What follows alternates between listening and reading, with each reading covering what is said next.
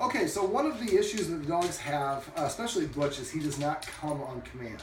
Now, one of the things the guardians do is when they pull out treats, both dogs get a treat no matter who performs how well. So what I've suggested, number one, is only pull out one treat when you're just going to treat them for no reason, but ask them to come. Don't treat them for no reason. Say come, and whoever comes and sits first gets the treat. Sit. Sit.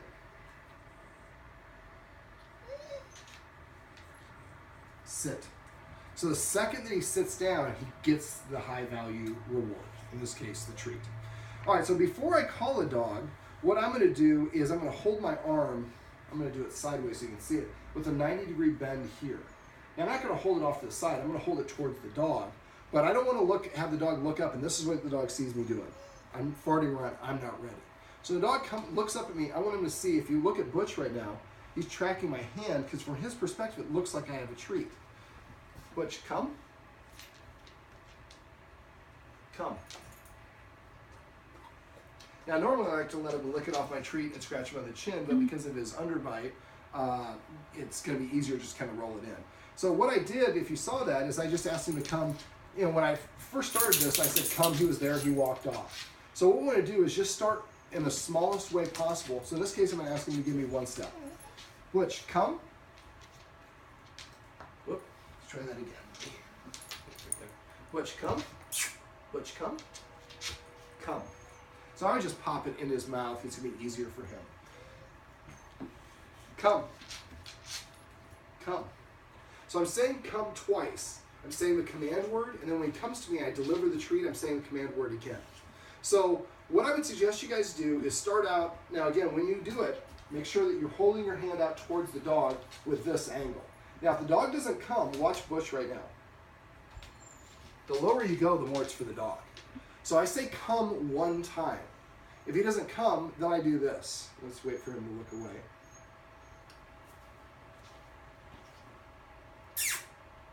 So you saw his ears flipped.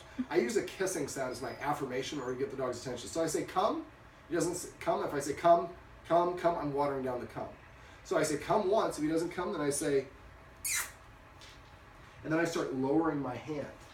When he gets the position I want, come. Then I raise my hand. I usually go over their head to put him into a sit. Again, I think he has some body mechanics that makes it difficult for him to sit. So for him, all I want him to do is just come to us, and we're going to pay him for coming to us. Now first, do it so all he has to do is come 1 or 2 feet to you and gets a treat. When he can consistently do that, he does it at least 5 times in a row on 2 different occasions, then you can move it to the next step where making him come 4 or 5 feet. And when you get to the point where he will respond pretty well every time you hear the word come, then we're going to practice the come in what we're going to do off camera here in a sec, which I will describe now. So what we do is you have at least 3 people. If you only have 2 people, the dog just starts pogoing back and forth. So I have one of the guardians is holding the camera here. I have another guardian over there and myself. So we've kind of created a triangle. If we had a 4th person, they'd be over here. So we're all about 10 feet apart. So what we do is one person's in charge. If I'm in charge, then I would say, then I would point at you, then you hold out your treat like this, and then you say C-O-M-E. And when he comes to us, we reward him. Now, let's say he came to me, you pointed at me, I gave him the treat, and then he's calling him, but Butch is just like, I know this guy's got more treats, I'm just going to stay right here. What I do is I go like this. I cross my arms, I look off to the side, and I just remain still and become uninteresting to the dog. Then at that point, he makes a kissing sound. As soon as the dog looks at him, he starts lowering, and when the dog comes to him, we roll that treat down and say, come. After a while, we can gradually start increasing the circle or the triangle. So maybe now somebody's at the kitchen table. Next time, somebody's sitting at this table. Next time, somebody's around the corner in a bedroom. So the dog has to go beyond line of sight to find the person. But do it gradually. Don't go from like this and then have somebody upstairs. It's just too big of a gulf. If you go upstairs, somebody just go out and sit on the 3rd step. Then after the next practice session, you sit on the 6th step, and then the 10th step.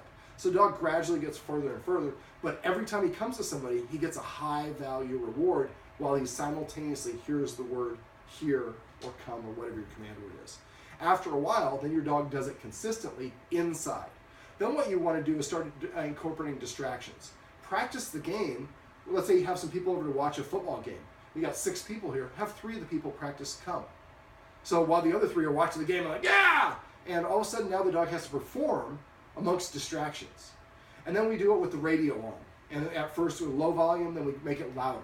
We do it eventually with the dog, with TV on, with the dog whisperer, or something where there's a dog barking and we can rewind it on our DVR and play it over and over. So the dog has to filter out. I can't pay attention to the dog's barking because I got to come to the human who's got a treat for me. And then what I usually do is transition. You guys don't have a fenced-in backyard. Your dogs, because they listen to you pretty well, you can probably get away with it doing it outside without the fenced-in yard, or just find a friend who has one.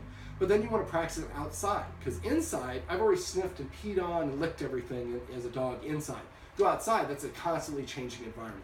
I can see birds coming by, I can smell different things, I got cars, I got weather. So we want to gradually, just like anything else, think about it as lifting weights. When you go lift weights, you don't go from 5 pounds to 5,000 pounds or 500 or whatever. You go 5 pounds to 7 pounds to 10 pounds. You gradually make it more difficult. If you make it too difficult too fast, the dog loses interest. If you make it too easy, then the dog's not motivated. So you have to find kind of that butter zone where the dog, you're pushing the boundaries a little bit more, making it a little bit more challenging, but attainable for the dog. If you do this consistently, I would suggest you guys do this 2 or 3 times a day. And again, these are short sessions, maybe 1.5 minutes, 2 minutes. Do this 2 or 3 times a day, gradually making it more and more challenging. I would say by the time you get to the end of the week, you can say, come, and Butch is going to be there, lickety-split, expecting to get that treat. That's how we teach our dogs the recall.